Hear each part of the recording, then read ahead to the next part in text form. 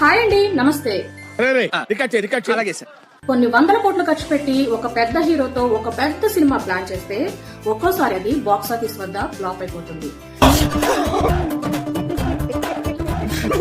కానీ ఒక చిన్న హీరోతో చిన్న బడ్జెట్ లో ఒక చిన్న సినిమా తీస్తే అది మాత్రం అన్ఎక్స్పెక్టెడ్ గా కొన్ని కోట్ల లాభాలను తెచ్చిపెడుతోంది. దీన్ని బట్టి మనకేమర్థమవుతుంది? ఒక మంచి సినిమా అనిపించుకోవాలంటే దానికి కావాల్సింది బడ్జెట్ మాత్రమే కాదు, మంచి స్టోరీ అండ్ కంటెంట్. అదే విధంగా మనం కోట్లు ఖర్చు పెట్టి ఎకరాల్లో పొలాలు స్థలాలు కొనేస్తుంటాం.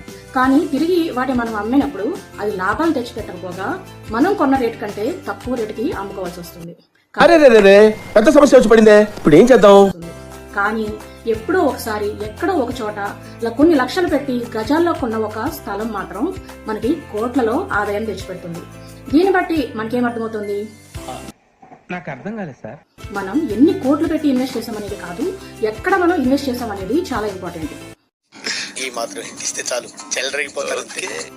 మీ ఇన్వెస్ట్మెంట్ ని ఒక స్మార్ట్ ఇన్వెస్ట్మెంట్ గా మార్చడానికి మరియు మీ సొంత ఇంటికాన్ని నిజం చేయడానికి అతి వేగంగా ఎక్స్పాండ్ అవుతున్న విజయవాడ సిటీని ఆనుకుని ఉన్న పెనమలూరు వద్ద హరివిల్లు ప్రమోటర్స్ అండ్ డెవలపర్స్ వారి ఒక కొత్త ప్రాజెక్ట్ వచ్చేస్తుంది.